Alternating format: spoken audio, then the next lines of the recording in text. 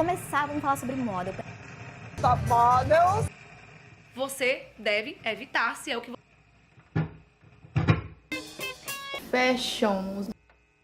Não é uma discussão fútil. Primeiro desfile dele. História da moda.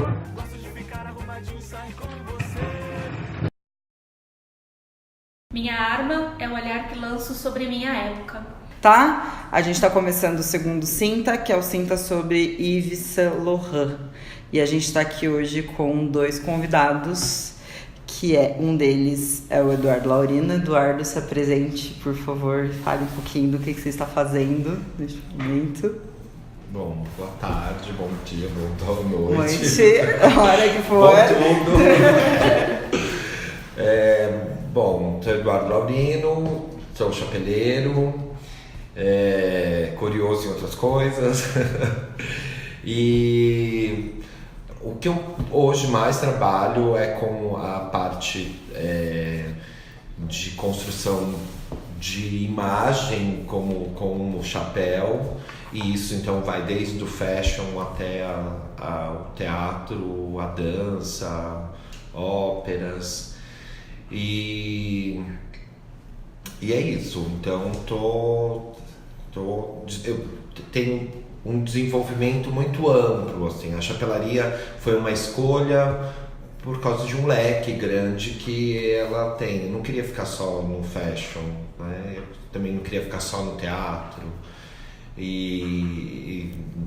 ou em espetáculos. Eu queria ir para outros lugares. E aí fui descobrindo vários outros meios, né? Até galerias de arte, a própria forma que eu construo meu processo de criação, ele é todo baseado em papéis brancos. Isso vai virando esculturas, eu vou guardando, eu vou acumulando e até que isso vire um quadro ou alguma coisa parecida. Então, acho que é muito mais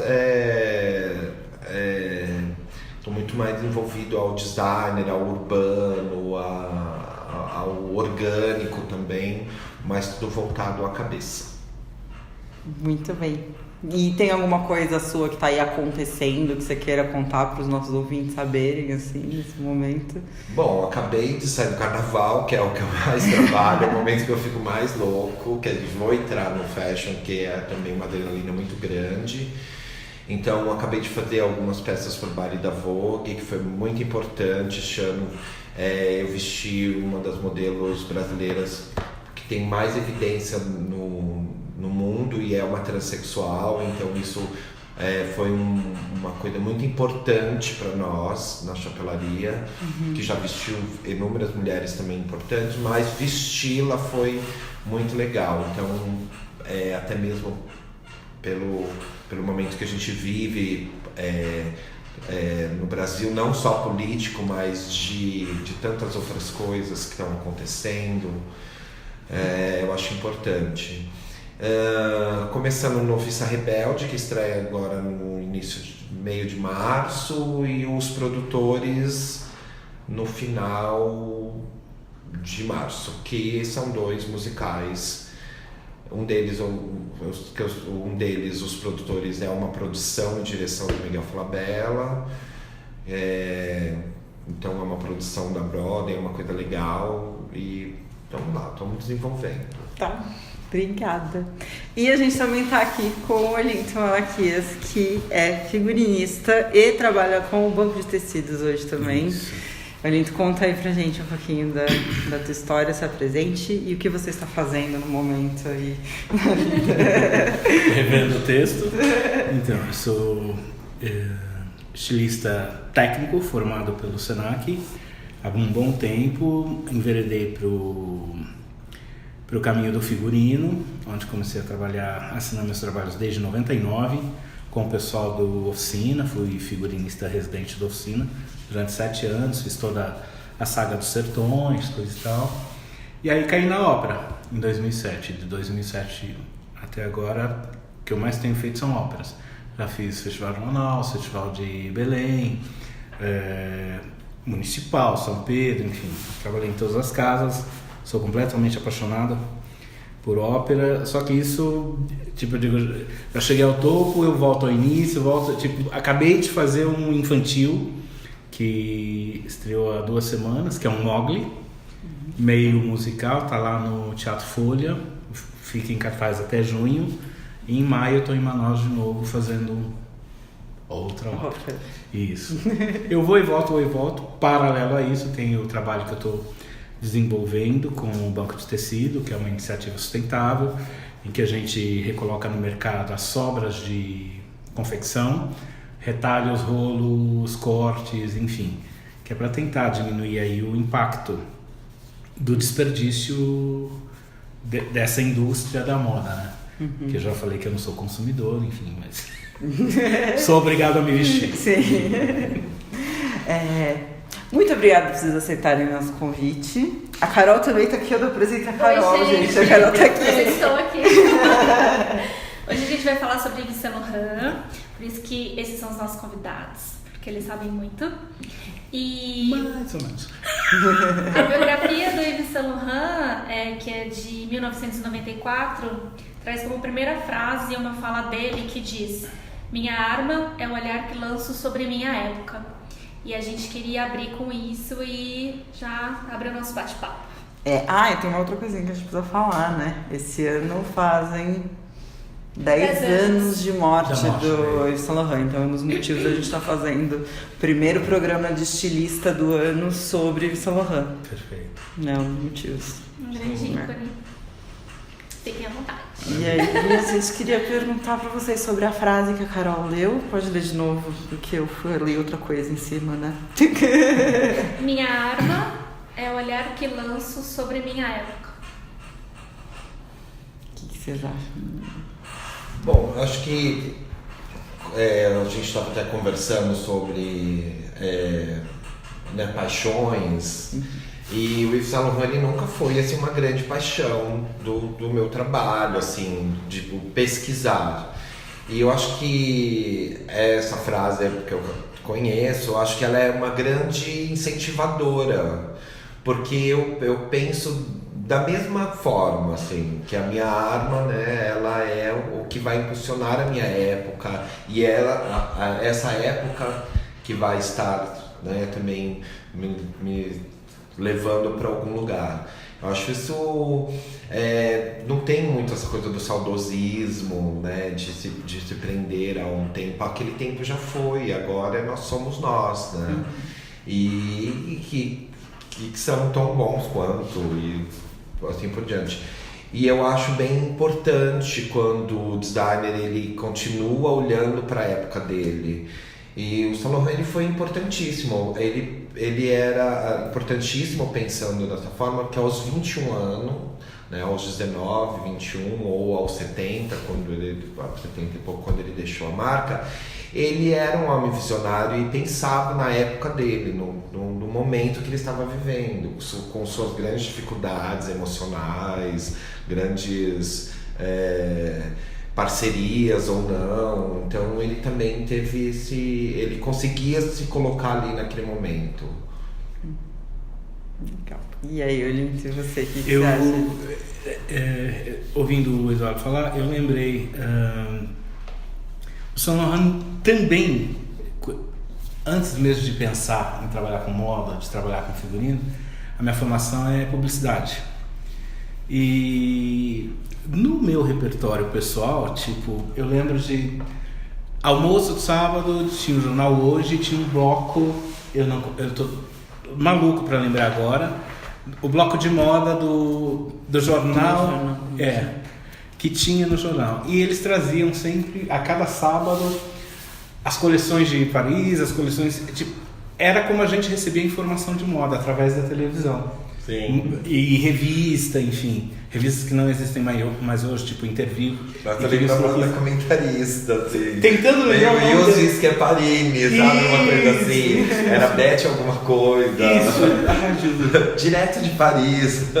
Exatamente. E o Direto de Paris, invariavelmente, sempre vinham as coisas do Saint Laurent. E que eu olhava e falava, aquele cara que faz roupa pra madame. Porque tudo dele era tão quadradinho, coisa e tal, que não me atraía, sabe, era muito colorido. As que me atraíam, quer dizer, eu na verdade não lembro desse período, mas que vieram me atrair depois são as coleções dele inspiradas nas obras de arte e as étnicas, né, em que, enfim, me despertava a atenção de que todas as coleções apresentadas tinham Gaveau, Saint Laurent, os italianos todos, coisa e tal. A passarela dele era a que tinha mais negras.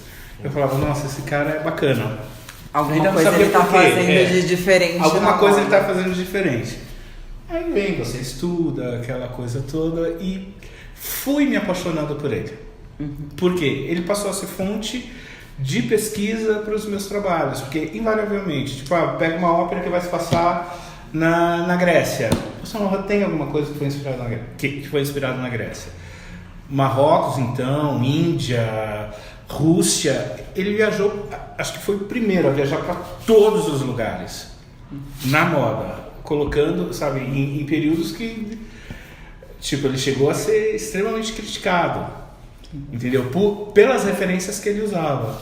E aquilo eu achei muito bacana. E vendo, tipo, algumas coisas, ele era extremamente visionário, como você falou, tipo, colocar a mulher... Chanel já tinha colocado calça na mulher, só que ele colocou de uma forma em que a mulher, ao mesmo tempo, ficou poderosa e, sabe, sexy ao mesmo tempo e com uma roupa que era considerada masculina. Exatamente. Ou seja, ele pegou um símbolo forte do guarda-roupa masculino e transformou em outra coisa, a palavra do momento empoderou a mulher já desde lá dos anos 70, entendeu? Com o smoking dele. Então, quer dizer, e são coisas que eu só entendi muito tempo depois. Entendeu? E aí fui me apaixonando, me aprofundando na história desse cara e vendo ele fazer exatamente o personagem do estilista deprimido, isolado, coisa e tal. E hoje a gente toma conhecimento, mas era bem assim, nem tão isolado, nem tão deprimido. Se jogava na noite, tinha 300 amantes, enfim. Mas ele viveu muito bem tudo que pôde o tempo todo. Então eu vejo muita vida no trabalho dele. Sempre que eu vou pesquisar, descubro um novo ângulo que os livros não limitam, né? Eu acho que o grande valor dele está nisso. Tipo, é uma fonte inesgotável. Foi se tornando o favorito. Eu pensei muito quando eu fui fazer a pesquisa pra gente fazer esse podcast, e aí eu vou me colocar aqui no papel da aluna que vai estudar as coisas que vão cair na aula, porque realmente eu tive uma coisa de que o Saint Laurent não era e nunca foi, mesmo durante a faculdade, o estilista que eu pesquisava. Eu sou apaixonada pelos japoneses, então assim, Reikao, Byojo, Yamamoto, o Issey Miyake, a Carol sabe que são as minhas paixões. E então eu sempre me aprofundei muito no trabalho deles, mas do Yves Saint Laurent não. E aí quando a gente teve a proposta de fazer o Yves Saint Laurent, teve muito por conta da paixão do Bruno, que é um parceiro nosso nesse projeto. E também essa questão de fazer 10 anos da morte dele e tudo mais, quando a gente começou no projeto. E aí eu comecei a ler um pouco sobre, e eu descobri uma coisa sobre a depressão dele também, que foi quando ele foi obrigado a ir pra guerra. Exato. E ele, por conta de ser homossexual, sofreu eletrochoques. Os tratamentos de recuperação na época. Então eu achei muito interessante, uma figura social muito forte quando eu fui pesquisar novamente, porque ele passou por tudo isso. Ele colocou as primeiras modelos negras na passarela e ele ajudou a começar. Claro que a Chanel começou, eu acho que a Chanel começou muito antes, mas assim, ele deu mais um passo na desconstrução da imagem feminina dentro do gênero masculino. A gente está falando disso agora, né, nessa desconstrução de imagem. Mas eu acho que ele deu mais um passo enorme para a época nessa desconstrução. O que vocês acham dessa questão social do Yves Saint Laurent? Como ele usou o trabalho dele, tudo isso que ele passou e que ele traz, todas as lutas, eu acho, de empoderamento mesmo pro trabalho dele. A história retrata, né, ele dando poderes para as mulheres, né, não só com a roupa. Porque era uma comunicação, as mulheres cada vez mais estavam no mercado de trabalho. Elas não eram só mulheres que viviam em casa ou iam em festa, como falou, ele não vestia só Don Doc, ele queria vestir mulheres poderosas. Exatamente. Então ele tinha um parceiro, né, o Pierre, ele era extremamente político, ele tinha... O Yves Saint Laurent era um bom negócio. Ele era um bom negócio. Desde muito jovem. Era um bom negócio. Sim. Além de ser um homem bonito, atraente, o Pierre Berger também era. Sim. Mas viram que ele era um bom negócio. Isso eu acho que começa com a própria... Com ele, quando ele é convidado a ser o assistente do Dior, e aí o Dior em seguida morre, uma fatalidade, a companhia Dior podia ter colocado outro estilista, mais experiente, porque o Saint Laurent aos 21 anos de idade ele não tinha experiência nenhuma. Ele não era ele era um menino, e que ele era talentoso, ele era prodígio, mas ele tinha uma boa equipe. Sim. Mas acontece que a imprensa naquele momento colocava ele como o príncipe da moda. Então a companhia Dior percebeu o seguinte: a gente tá com a faca e o queijo na mão. Pra que a gente vai chamar uma outra pessoa para assumir? Então acho que a partir dali ele percebe como ele poderia transformar a moda e transformar mesmo o guarda-roupa feminino. Porque as coleções do Dior, elas eram, mesmo que ele tinha acabado de passar por o New Look, mas que era uma relação pós-guerra, mas não era tão moderno. Ali ele se perde, né? Ele pega toda a Belle Époque, ele diminui a Belle Époque e fala: isso é moderno. Isso agora é moderno. Que ótimo, a gente acha lindo. Chama-se New Look. E quem realmente vai ver isso vai ser o Ocidente Novo, né? Porque a Europa estava devastada, né? Não tinha... E o Saint Laurent, ele olha e fala assim: gente, mas a gente precisa fazer moda para quem sobreviveu, para quem a gente tem que falar para essas pessoas, olha, tá tudo bem, a gente levantar mesmo a autoestima das pessoas. Então, e aí ele vai olhar isso na mulher. Então ele vai dar cada vez mais, tanto quando ele sai da Dior, as coleções dele é muito mais jovens, né? Ele se torna mais jovem. Então acho que isso ele tem uma... e também o próprio Pierre, quando entra, devia cutucar bastante ele, sabe? Assim, era um homem de negócios. Era um homem de negócios. O Yves era o produto dele. Entendeu? Então, ele não poderia abalar a imagem do produto, né? Então o Saint Laurent era uma marca, mas ele tinha, assim, bons parceiros, né? Que era um amor da vida dele, era um marido, né? Era sócio, e que estava ali e que também provocava isso política nele, né? O Pierre Berger foi ser ministro ministro, não me engano, ministro de Relações Exteriores, uma coisa assim, se tornou o presidente de uma associação GLB, na época que era GLS, alguma coisa assim, na época devia ser, e que, né, posteriormente tinha que cuidar de doenças que estavam surgindo, uma delas era a AIDS, então eles eram muito envolvidos, né? O Pierre Berger fazia ele se envolver bastante. Então acho que ele foi se modernizando, ele nunca envelheceu. Né? Eu, sinceramente, a marca Yves Saint Laurent, ela vai envelhecer quando ele sai da marca, né? E que vai ter lá o Tom Ford e tal, vai ser maravilhoso, né? Mas hoje a Saint Laurent que a gente vê hoje, ela não é jovem, ela é jovem para essa época, né? Muita gente questiona isso, fala assim: gente, mas é Saint Laurent? E apesar que as últimas coleções elas ficaram bem, porque o certo é reler o próprio Saint Laurent. Né? Sim, eu acho que faz sentido.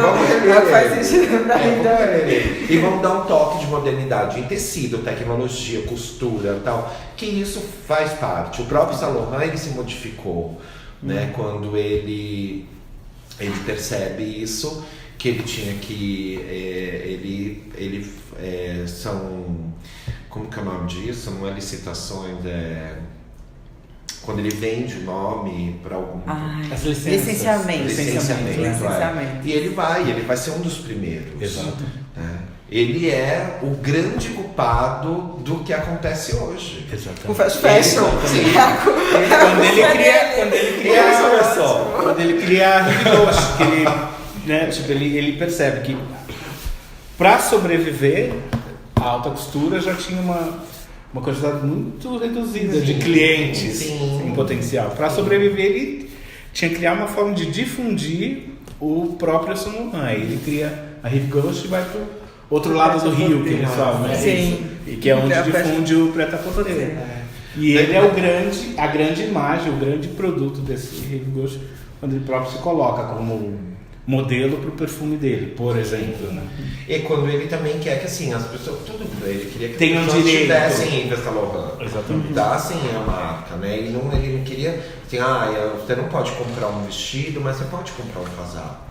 Isso é muito legal. Pode comprar o casaco, não pode comprar o perfume. E aí vai. Isso acontece com a Dior nos anos 90, quando assim, a Dior estava vendendo, o cliente Dior, elas estavam morrendo. Sim. E as filhas e netas dessa cliente Dior não se queriam mais viam, usar Dior, não né? se viam. É a marca da minha avó, né? É roupa de velhinha, de senhorinha, entendeu? Aí o que a Dior faz? Contrata o Galliano, que faz aqueles espetáculos loucos, né? Mas vai vender o quê? Perfume, óculos, batom, não aqueles vestidão. Não é o desfile. Desfile vira o espetáculo. E o interessante do Yves Saint Laurent é que ele fazia, na própria marca dele, ele fazia isso, entendeu?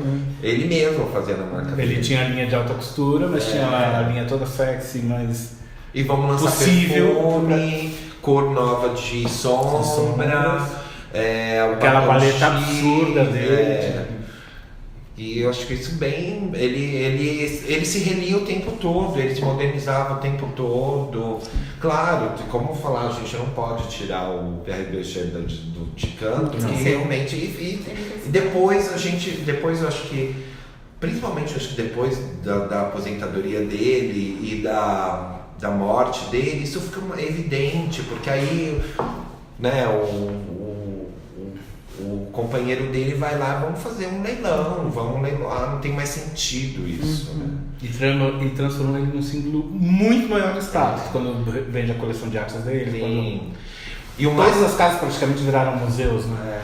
Viraram museu, olha isso, depois todas as casas foram fazer museu. E aí o mais interessante que eu acho no Saint Laurent, que é o seguinte, ele fazia coleções para colecionador. Porque ele se tornou um colecionador de arte, ele começou a perceber que as coleções das roupas dele iam se tornar roupas de colecionadores. E se tornou mesmo, né? Hoje, a fundação precisou vender uma parte das obras da coleção dele para sustentar a própria coleção do museu, né? Então, ele tinha ali uma sacada muito interessante de perceber que aquilo era história, ele estava contando a história. E isso tem um peso muito grande, a história que vem da depressão de jovem, mas isso tem um peso humana, né, naquele momento. Assim, ele também sabia que ao tempo todo ele precisava fazer uma coisa nova, ele precisava se renovar o tempo todo. Até o próprio filme retrata um pouco a coleção do Mondrian, que assim, chegou dois caras muito mais incríveis, que era Paco Rabanne, o próprio Pierre Cardin, e ele tava ficando, ele não era futurista. Não. Os outros eram futuristas, então ele tava ficando louco. pensou com aquilo ali? Pô, Que é isso? que é isso? Onde eu vou, entendeu? Conhece o Andy Warhol, já vai vendo modernos movimentos de arte. Você fala, tem que dar uma sacudida nisso aqui. Maravilhoso. Vocês acham que a gente pode dizer que o Yves Saint Laurent, ele era um designer que não se deixava acomodar pelo sucesso que ele tinha, que ele estava tentando se reinventar a cada minuto com essa questão do tempo, de assim, não se deixar a chegar um momento e fazer de repente o que o Dior fez, que você falou, de reinventar a Belle Époque no New Look. A gente vai fazer um programa sobre Dior, provavelmente vamos conversar sobre tudo isso, mas vocês acham que era um pouco isso, assim, ele era um designer que não se deixava parar? Não, a minha visão, na verdade, era tipo assim, não que ele quisesse se reinventar, mas acho que ele queria se libertar. E foi ficando velho, né? Foi envelhecendo e querendo viver a juventude que ele não pôde viver. Uma mãe extremamente controladora, tipo, ele não podia ser gay. Então, eu acho que a depressão dele começa aí. Sim. Quando ele, eu acredito, né? Quando ele acha que vai pro mundo, tipo, vou para Paris, porque morar em Oran ali, tipo, ele era um privilegiado, fazia parte de uma elite, morando no litoral da Argélia, enfim, mas tinha toda a informação de Paris, mas não vivia Paris. Quando ele vai para Paris, que é quando ele vai para ser assistente de Dior, tipo, vou viver minha juventude. Não, cai uma maison no colo dele, em que ele tem que ser um cara responsável com 19, 20 anos, enfim, ainda não é agora. Começando a trabalhar, o cara é chamado para prestar o serviço militar, senão ele vai preso. Aí vem o tratamento para curar a homossexualidade. Enfim, então o cara não conseguiu ser jovem, né? Não pôde. Sim. Eu acho que quando ele ser com muita grana na mão, podendo, sabe, satisfazer todas as vontades e desejos que ele tinha, nem o marido segurou. Né? Tipo, não, é agora que eu vou ser jovem, sim. E aí, convivendo com esses jovens todos, noitada e experimentações em drogas e tal, não tem jeito de não ver as ideias mais alucinantes e mais malucas, incríveis também. E o Saint Laurent, ele era obcecado por trabalho, né? Sim. Assim, ele não parava, ele fala, né? A história relata, ele fala, eu vou desenhar de noite. Tudo bem, tinha uma pressão ali, dele estar assumindo a Dior, mas isso também foi para a carreira dele o tempo todo. E quando ele não estava desenhando, por exemplo, ainda logo em seguida ele começa a namorar o Pierre e casam-se, vão morar junto, ele começa a ler a mais, né? Assim, ele já tinha uma leitura, mas é ali que ele, naquele momento, que ele também vai buscando mais informação. Então, assim, era uma coisa muito louca. Se ele não estava desenhando, ele estava lendo. Eles fizeram uma biblioteca, né? Montaram uma biblioteca. Ele vivia, teve um período da vida dele que ele vivia mais dentro da biblioteca do que em outro lugar, na própria biblioteca. Então, tanto que ele fala, né, o meu poeta, né, Pierre Berger, porque foi o Pierre Berger que deu a ele a leitura. Se tornou amante da filosofia, né, isso também foi... E o mais engraçado é que ele não ficou um culto chato, assim, um culto né? Ele ficou loucão mesmo. Ele falou assim, é isso aí, gente. E ele vai, e algumas coisas ele vai, é ali que vai libertar ele, é a leitura. Exatamente. Que vai falar, gente, não é só eu. Olha aqui, sabe? Aí tem tal coisa, olha, o povo bebe, o povo droga, tal, o povo vive. E eu tô vivendo o quê? Só esse trabalho.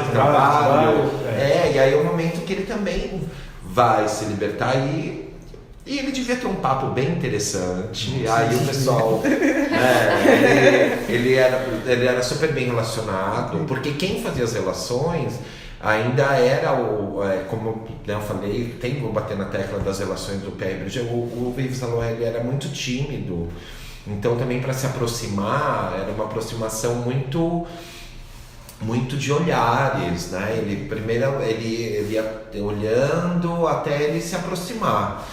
E E essas outras relações artísticas, tudo, o próprio Pierre, ele tinha muito, ele era muito bem relacionado. Então, isso fez com que o Saint Laurent também falasse assim, gente, eu também quero ser bem relacionado, né? E de que forma? Então, ele vai explodir. E aquele momento que ele lá, nos 21 anos dele, não pode ser aquele jovem lá, ele vai ser aos 30. E vai enlouquecer. Que vai ser demais, que também vai enlouquecer toda a juventude, a coleção, a arte, sabe? Ele vai se envolver com uma galera muito legal. A própria inspiração para os trabalhos, porque tipo, aí ele começa... Ele tem os favoritos sempre. É a modelo favorita, o amigo favorito. Então ele estabelece relações de amor e ódio mesmo com quem quer que ele se relacione. Então ele se sente traído, ele trai, aí ele tem que recompensar aquela pessoa e aquilo volta na vida dele. Então ele está sempre cercado do que há de mais moderno, né? Dos pensadores, dos criadores de movimentos. Quando ele tem amizade com o Andy Warhol, com gente, que vem a mãe e depois a filha. São pessoas que tipo, estão na alta sociedade, mas que vão contra o próprio movimento em que vivem. E são essas pessoas que ele admira. Então ele quer ter essa delinquência que ele não pode ver normalmente, né? Eu acho muito bacana isso. Ele é fiel aos amigos. E ele transforma os amigos em amores.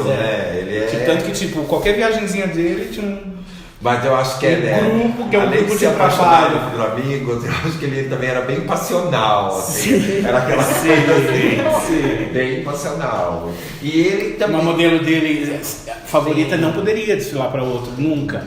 Isso é traição de morte, tipo, ele decreta a morte da pessoa, impressionante. Ele tinha... e eu de ver... sabe, a gente tava falando das modelos... deles colocar os primeiros modelos negras na passarela. E isso é muito... Foi uma coisa... Eu fiz um trabalho com o Walter Rodrigues e eu fiz uma parte da chapelaria dele nos últimos desfiles. E ele fez uma coleção que era a África. Então ele... E aí ali eu vi assim, uma coisa muito interessante de entender como que o Saint Laurent, né? Eu não tive contato com o Saint Laurent, mas eu tenho com o Walter Rodrigues, que é incrível, tão quanto, né? E aí eu entendi... É um querido tão pensador quanto. Assim. E aí entender como ele foi fazer essa coleção. Então ele fez uma viagem e ele trouxe umas referências de um vale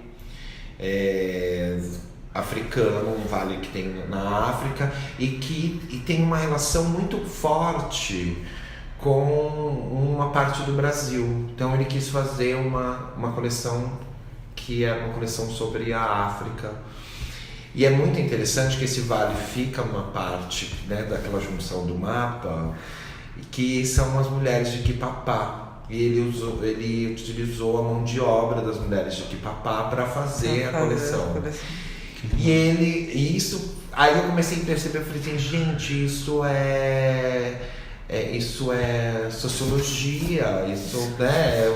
Então é o que Saint Laurent fazia, ele fazia isso, vamos falar. Mas não vou deixar folclore daquele jeito, eu vou reler aquela nação, como ele fez com várias coleções dele. E não vou deixar o estereótipo. O estereótipo, uma coisa... literal até demais. Mas vou fazer moda. E aí o Walter, muito envolvido, fazendo a chapelaria, tal, aquela coisa. Vi como ele fez com as mulheres de Quipapá. E aí ele falou assim, vai ser uma passarela de só modelos negras. E foi a primeira passarela no Brasil de só mulheres negras, oficialmente, né? A gente falando dentro de um evento como o Fashion Rio, São Paulo Fashion Week, Fitoervas e tal. Mas foi um primeiro desfile com 30, acho que eram 38 ou 35, 38 modelos e todas elas eram negras. E aí a gente conversando foi quando eu falei assim, mas quando que apareceu as mulheres negras na passarela? E veio a história do Saint Laurent. Então eu fui fazer uma pesquisa imagética. por que se não se colocava, né? Por que não vestia mulher negra? E ele faz, eu falei assim, por causa de cores de tecido, será que é o branco que fica mais interessante, o claro, o amarelo? Aí fui começar a ver isso. Mas por que não colocava? Tinha isso, não tinha isso? E aí eu fui ver as coleções dele, era magnífico. Você via assim a peça, você olhava aquela roupa, falava assim, não, tinha que estar nessa negra linda. Tem outra pessoa. Tem outra pessoa. E aí também quando ele percebe que a Europa era uma Europa que colonizou muitos países africanos, né? E que escravizou. Tanto a Inglaterra colonizou, dominou, colonizou, escravizou. Fizeram isso. E ele percebia e ele via isso no cotidiano dele, né? A primeira vez que eu fui a Paris, que eu vi assim, é magnífico, assim, ver. Né? A gente acha que Paris é lindo, até eu achava que Paris esses predinhos todos lindos, a cidade de luz, tal, só gente branquinha, daqui a pouco a parisiense elegante, uma negra maravilhosa. Eu falei assim, gente, isso é incrível. E ele via isso o tempo todo, entendeu? Ele falou, por que não está porque ela não está na minha passarela? Sim. Porque essa cor não está na minha passarela? Porque essa etnia não está na minha passarela? E ele vivia isso, ele veio, né? Porque querendo, o Saint Laurent, ele é africano. Sim. Entendeu? Então tinha isso, essa relação. Tinha que ser ele mesmo. Sim. Eu acho, tinha que ser. Sim. E libertador, né? É libertador. E eu acho que assim, na época que isso aconteceu, eu acho que hoje a gente tem uma discussão muito forte sobre apropriação cultural, que a gente vai trazer pra cá ainda, tal. E talvez hoje eu acho que isso a gente precisa dar mais espaço para os designers negros, a gente precisa realmente começar a questionar o porquê que essa modelo não estava na passarela e por que não tinha tido porque eu acho que isso está diretamente ligado com o fato de a gente estar num país racista. E eu acho que na época pro Saint Laurent também estava diretamente ligado, pela França ter também uma cultura racista.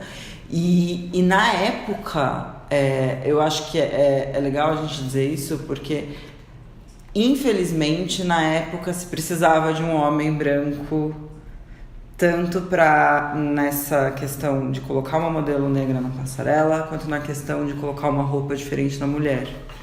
Eu acho que hoje a gente discute muito isso de quem é que tem que ser o protagonista nessas lutas, e realmente a gente precisa dar o protagonista de quem se é a luta, mas eu acho que naquela época ele viu uma coisa que ele precisava fazer para que talvez a gente chegasse numa moda que está discutindo apropriação cultural e representatividade agora. Eu não sei se vocês acham isso, assim, que foi uma questão de uma coisa que ele precisou fazer pra gente poder mudar a moda que a gente tem hoje. Não sei. Eu acho que ele fez isso até instintivamente, porque a criação dele foi no meio dos negros. Né? Sim. Ele é argelino ou argélio, gente? É um erro meu, não sei o... Argelino. Oran fica na Argélia. E mesmo sendo branco, a elite, mesmo ali, né? Ele tava no meio, ele saía à rua, eram as ruas coloridas, as casas coloridas, aquele povo lindo no meio da rua, entendeu? Ele foi criado com isso. As e não via paixões masculinas dele. Exatamente. Né? Tem retratos. Os árabes, né? E ele vai para Paris e pega Paris totalmente branca, né? Quem consumia alta costura, com quem ele começa a conviver, porque ele ganha um concurso, vai para Paris, conhece tudo, e passa a trabalhar na Maison Dior. 1940 e quanto? 50 e quanto? Quem tem? Cadê negra? Cadê a Oprah? Daquela época não existia. Sim. Não existia negros em condições de consumir em uma isso. época ainda de segregação, né? Total. Os Estados Eu Unidos acho que isso nessa vem época depois. Depois ainda- eu acho que sim. Que mulheres bem poderosas da África eram clientes do Saint Laurent. Eu acho que isso é depois dele ter. Do Saint Laurent já como marca, mas já como Saint Laurent. dele na Eu acho que na- então era o que ele falou assim, gente, eu quero vestir, né? E ele queria mostrar que existe isso na África, existe pessoas. Existe um continente além da Europa. Existem existe vários um continentes além da Europa. E que são pessoas que trabalham, são pessoas que têm poderes aquisitivos, tem hierarquia, tem reis, rainhas, imperatriz, imperador. Ele queria mostrar que não é só aqui, gente. Vocês estão achando que é só nesse pedacinho aqui? História, vamos estourar essa bolha. Vamos estourar essa bolha e vamos chegar lá, vamos contar assim. Porque assim, se a dona Rainha Elizabeth chegou lá e colonizou, lá a Vitória colonizou, mas é que tirou o rei e a rainha deles para esse tornou deles, né? Mas existiam famílias, existem, né? Sim. E é um continente produtivo. O que ele queria mostrar, eu acho que, né, como ele nasceu no continente, ele falou, gente, é um continente produtivo. Não é um continente que as pessoas vivem lá na selva. Né? E aí ele quis mostrar, ele vai trazer isso com os próprios tecidos, as próprias tecnologias, porque já era tecnológico. Os trançados de palha era uma tecnologia, era algo artesanal, mas Era uma tecnologia, sim. Era uma tecnologia. E são tecnologias milenárias. Então, assim, vamos sair dessa daqui e vamos ver outra. E ele vai fazer isso com todas as coleções dele. Não só, claro, a coleção da África é linda, é maravilhosa. Ele traz texturas que a França não conhecia, que na verdade ele fazia para a França, que aí a França gera isso para os outros, para o mundo. E aí ele estava na França, a França estava fazendo uma marca francesa. E é interessante que depois eu fui ver, né, assim, olho nu, e aí você olha que ele tem uma parte da coleção que ele pega toda aquela parte de tramas que é feito em palhas, rami e tal, e ele consegue reproduzir isso na indústria têxtil em seda, em alguma coisa. Então, ele também não perde a linha, né? Ele vai e fala assim, olha, vamos usar o rami, a palha, mas vamos usar também.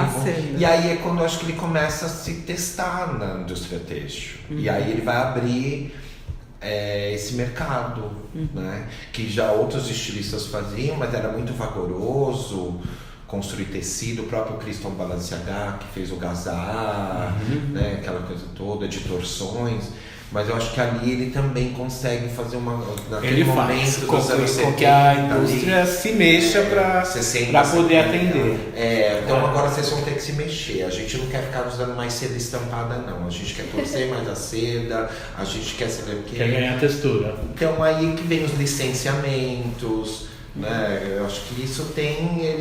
Ele vai abrindo esse mercado para sair de uma Paris que ele também não queria que ficasse só lá.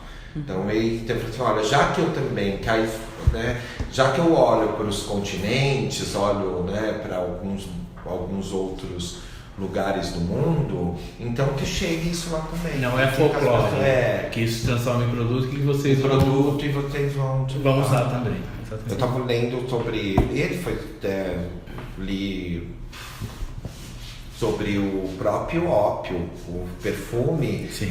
Existe uma crítica muito profunda, né, em cima do perfume. É quando ele vai fazer a foto. Feroz, exatamente. Ele vai fazer a foto. Porque ele lança um produto que a princípio é proibido na própria China, porque causava dependência. É como ele está fazendo. Sim.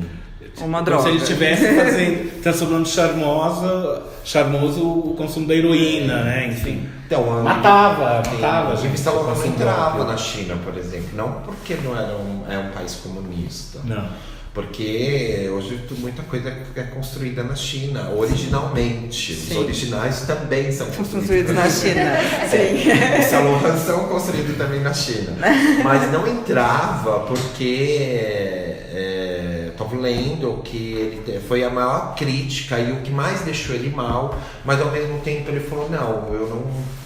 O própria companhia Saint Laurent, que já era maior, não quis tirar o perfume de linha nem mudar o nome. Sim. Porque o que acontece quando a Inglaterra muito chegou curiosos, na né? Índia, no Paquistão, no Afeganistão, lá no século XIX, quando eles vinham fazer a rota, trazer as especiarias, eles entravam pela China. E aí os ingleses queriam comprava seda chinesa, eles são especialistas, eles os que produzem o bicho da seda e produzem o tecido. E a seda sempre foi um artigo muito caro, até hoje é um artigo muito caro. Então para os ingleses, os mercadores, os comerciantes comprarem a seda a um preço bom, eles começaram então a trazer do Afeganistão e do Paquistão ópio e fazer troca com os chineses. Então os ingleses começaram a traficar Exatamente. Pra viciar os chineses e receber a seda. E conseguir comprar seda no mercado bom e levar isso para a Europa. Então eles começaram a oferecer a droga para o ópio e eles viciaram uma parte da China e que morreu-se milhões de chineses. Então eles tratam o ópio, eles tratam como um holocausto chinês. Eles tratam dessa forma. Assim, morreu-se tanta gente, tanto por causa dessa rota. Então quando o Yves Saint Laurent põe o nome de ópio, nossa, aí que vai se tornar símbolo de status, sinônimo de bom gosto, enfim. De juventude, de luxo, de sensualidade. E eles pedem uma importação para o Yves Saint Laurent. E o Yves Saint Laurent ele vai se retratar de uma outra forma, assim, fazendo alguma foto nu e tal, mas não vai tirar do mercado. Não tirou do mercado. Não tirou do mercado. Ficou. Tá? O mercado é importante. Sim. Então.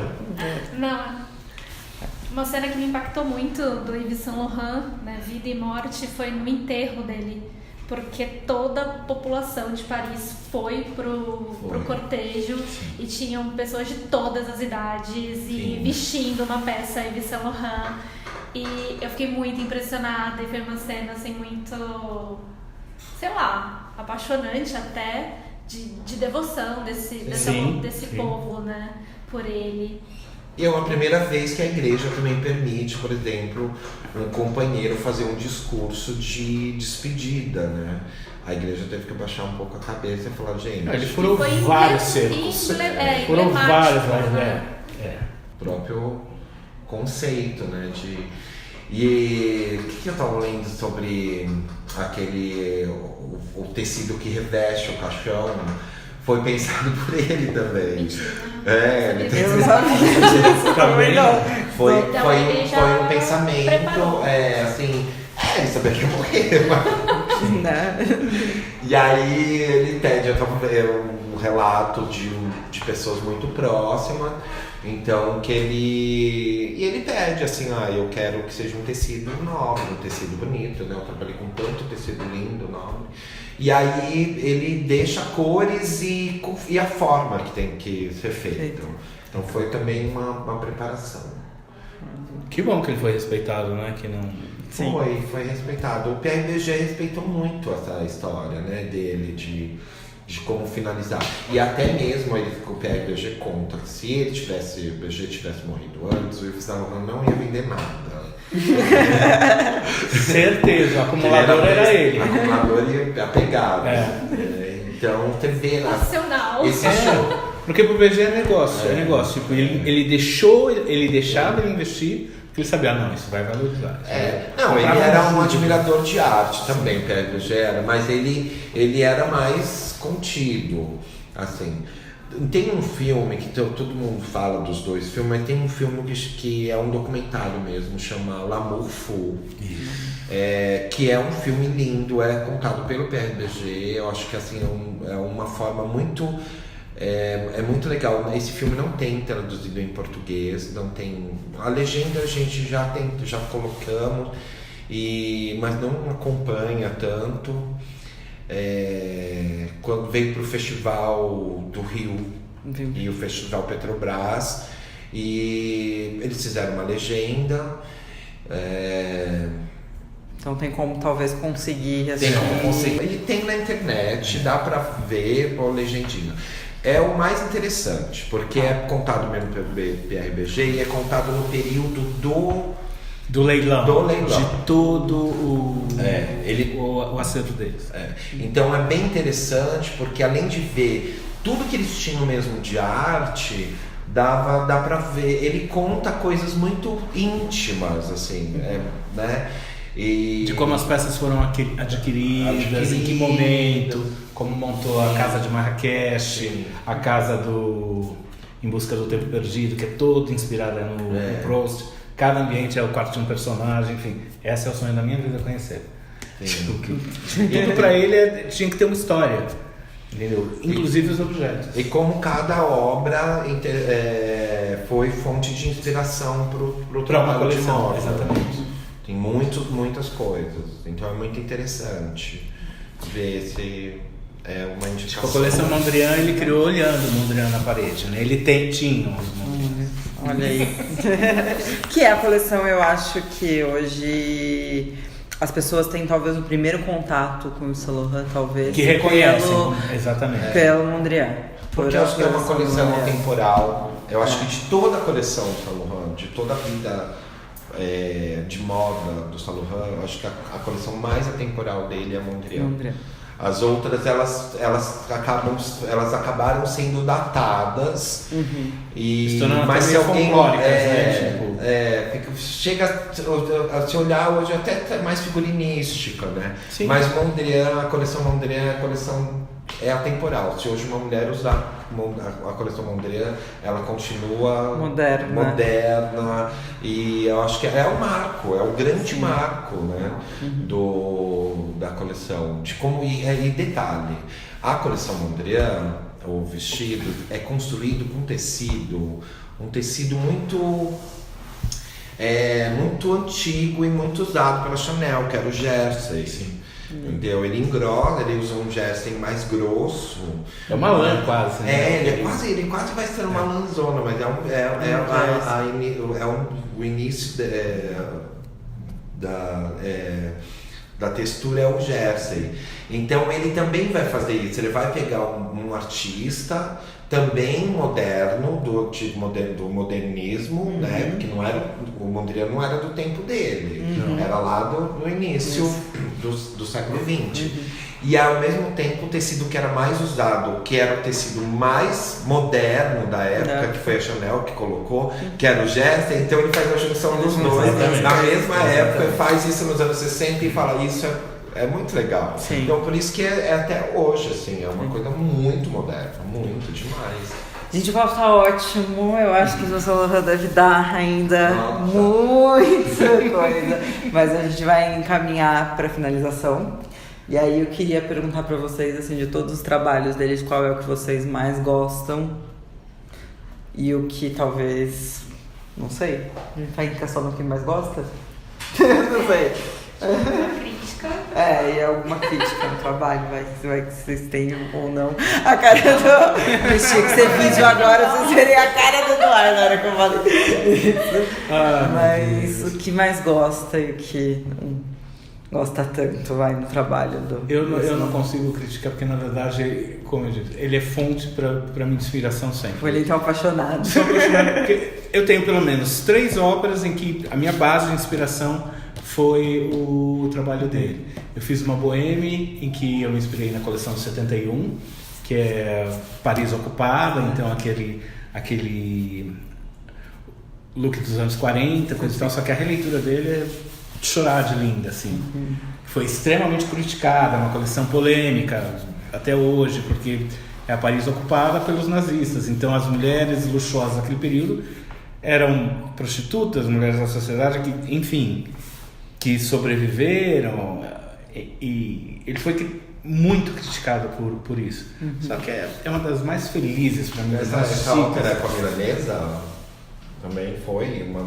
Não, foi uma boêmia que eu fiz lá em Ribeirão Preto, que o Caetano Vilela dirigiu, coisa e tal. E quem fez a Mimi foi a Rosana Lamosa e o Rodolfo Fernando Portari. Era para vir para o Municipal, enfim. Daquelas coisas que acabam não acontecendo. Aí no Municipal eu fiz um morcego, também com a Rosana Lamosa. E a minha inspiração para o figurino dela toda, que ela é uma condessa europeia, coisa e tal, foi a coleção dos balés russos, que as mulheres são ciganas e extremamente luxuosas. Então a base está... O volume dos vestidos que eu fiz para ela, coisa e tal, foi em cima das coleções russas. É a minha preferida. Das coleções dele, a dos balés russos. Gente, eu vou fazer deixar uma lição de casa pra mim. Eu vou pesquisar essas coleções e ver se eu acho algum link pra deixar aqui pra vocês, tá? Eu tenho livros, eu passo os livros. Deixar no descritivo do vídeo, do áudio. A coleção 71 tem um livro só sobre ela, inclusive com todos os jornais de época, coisa e tal, sobre essa polêmica que ele criou. E ele, mais uma vez, passou por cima disso, enfim. E pra você, Eduardo, qual é? A minha coleção predileta é o Mondrian. Eu acho que tem muito a ver com o meu trabalho, que é um trabalho geométrico, arquitetônico, que tem divisas, né, de cores. Então é o trabalho do salão meu predileto. Eu acho que também pelo momento que ele precisou ali ser provocado por outros dois estilistas mas o próprio Paco Rabanne e o Pierre Cardin, que estavam ali nascendo um novo braço da moda, que era o futuro, né, o futurismo espacial. Então eu acho que é a minha coleção predileta dele, é o Mondrian. Porque eu também adoro o Mondrian. Então... E eu acho que é isso. Tá, gente. Muito obrigada. E agora a gente vai para uma passarela? Na passarela. Que é o nosso bloco de indicações. Do que vocês indicam para as pessoas. Vocês já indicaram várias coisas, mas podem indicar mais. Livros, e aí nós vamos fazer as indicações também. Não precisam estar relacionadas ao tema, podem estar, mas não precisam estar, tá? É o que está acontecendo agora e vocês indicam. Recentemente que eu vi, já tomei. Pode. Que eu vi, amei, até fui dar uma olhada no celular, tá certinho. Tô louco esperando a segunda. Acho que a gente já conversou sobre isso. Segunda temporada é A Grande Coleção, que passou no GNT, que pega justamente esses bastidores da moda naquele período do pré-guerra, pós-guerra, enfim. Como, para mim, eles estão tentando retratar a história do Dior, né? Porque o Dior foi o revolucionário do pós-guerra, porque ele traz aquele de volta, tipo, ele dá uma injeção para que as mulheres voltem a se emocionar, a acreditar e buscar sua feminilidade, enfim. E esse cara e conta a história de um estilista que cria a sua primeira grande coleção, encomendada justamente pelo governo da França, para que as pessoas voltem a acreditar na moda como um símbolo de renascimento, enfim, que dá à França essa característica. Então é a coleção? A grande coleção. Passou no GNT. Tá. Bom, minha dica é assistir Basquiat, por favor. Mas a gente não no primeiro podcast, vai ser maravilhoso. Por favor, porque o cara é demais e ali eu vejo muita estampa, vejo muitas formas. A exposição, você está falando? A exposição que está no Banco do Brasil, no Centro Cultural Banco do Brasil. Eu acho que vale muito, muito a pena. E Eu assisto muita coisa, uma mistura de muita coisa. Mas assim, o que eu tô firme lá assistindo é Versalhes, que tá, né, na Netflix. Eu tô terminando. Amando. Sim. E eu acho legal porque tem algumas coisas que né, da própria vestimenta, as atitudes e toda a manipulação que tem né, ali dentro. Eu tenho um filme predileto que é Ligações Perigosas, que eu adoro. E aí eu acabo... It's beyond my control. E aí eu acabo vendo, assim, eu falei, gente, é muito louco tudo que para construir o palácio. Né? Então acho que é isso. Né, pode ir lá ver o vintagezão, mas vai ver o cara né, que é o Basquiat, que é tão próximo da gente, que ele ainda continua tão contemporâneo, tão vivo, né, que a gente vê isso, né, nós que moramos em São Paulo, vê isso constantemente, a arte urbana e historicamente, então é legal. Antes da exposição, só dando, antes da exposição, se a pessoa quiser, quem é Basquiat? Tem um filmezinho lindo sobre ele, lá dos anos 90. Que é muito legal. Que é muito legal. Que eu acho que é mesmo da vida desse cara. Jean-Michel Basquiat. Não, é Basquiat mesmo. É Basquiat, não, o nome do filme é Basquiat mesmo. Basquiat, Então tá, gente, essa foi a indicação deles e agora as nossas, Carol. Tem indicações? Pois é, quem quiser se aprofundar mais em Yves Saint Laurent, tem a biografia dele, que é do Lawrence Benet, é isso? Eu acho que e é só essa biografia. É o melhor, tem outro livro, mas esse é o melhor. O livro é de 94, mas acho que super vale a pena. Como ele é antigo, acho que dá pra encontrar na estante virtual, né? Sim. E eu ainda não fui, eu fui no antigo Banespa, mas acho bacana, vale a visita, agora é Farol Santander. Mas pra quem estiver passando por São Paulo, acho que vale a pena dar uma olhadinha, tem alguns andares que contam a história, né, do prédio do Banespa, tem um andar também pros skatistas. Exato, o que eu ia falar, tem um andar só de pista de skate. E no topo parece que tem um café.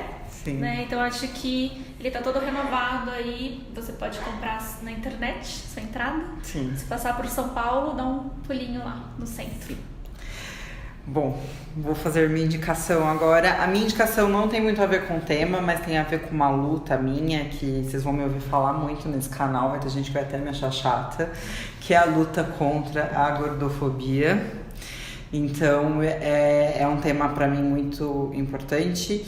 E aí, essa semana que passou agora, o Mamilos, que é o podcast, meu podcast favorito, que inspirou, inclusive, a gente querer começar um podcast, né, Carol? Foi, total. O trabalho delas realmente inspirou a gente. Eles falaram sobre gordofobia lá. E aí, o Bernardo Boechat, eu acho que é esse o sobrenome do Bernardo, do canal Bernardo Fala, ele falou uma coisa que eu achei muito legal e que é assim: se você consegue disfarçar o tamanho do seu corpo com a sua roupa, significa que você não é gordo. Pra gente começar a entender que a roupa, ela não tá aí pra disfarçar quem nós somos e o corpo que temos, mas sim pra gente usar ela para aumentar nossa autoestima, se empoderar e se colocar como linguagem, né? Pra gente, eu acho que tem uma reflexão de como a gente parar de usar a roupa para se esconder e começar a usar ela para se mostrar e se valorizar, né? Então eu fico essa dica aí para quem não conhece ainda. Eu acho muito difícil alguém não conhecer o Mamilos ainda, mas fica a dica desse podcast específico e de um podcast que chama Ponto G, que é feito por 3 mulheres maravilhosas, e esse podcast fala sobre mulheres na história ou na ficção. Então é um podcast feito por mulheres, sobre mulheres, para homens e mulheres, para todos. E elas fizeram um podcast também sobre a Beth Ditto, que também é uma figura gorda, mulher, lésbica e punk, que contestou muita coisa aí, que incomodou muito. Modelo também. Modelo também. Sim. Inspiração, né? Modelo não, inspiração para estilista. Ela fez a inspiração para estilista também. Então dá uma olhada aí, ouve lá. É 20 minutinhos o podcast contando um pouquinho da história da Beth Ditto. Essas são as minhas indicações de hoje. E é Então isso. vai, é isso, gente. Deixa eu só dar um furinho. Fala, um furinho que eu faz. fiquei sabendo essa semana. Dá um furo. Que os maîtres da Hermès este ano vêm de novo para o Brasil. Então, para o pessoal ficar atento. Para quem gosta de ver, também entender, porque isso tem a ver um pouco com o próprio Saint Laurent, como é o processo de construção, era o processo e é o processo de construção dos artigos da Hermès, e quem trouxe foi a FAAP, eu este ano não sei, o furo eu só sei que eles vão ver. Só sei que eles vão ver, tá bom, gente. Então você se compromete, quando você souber de alguma coisa, você manda pra gente falar pro pessoal. Tá ótimo. Tá bom? Gente, um grande beijo e até semana que vem. Até. Até. Até.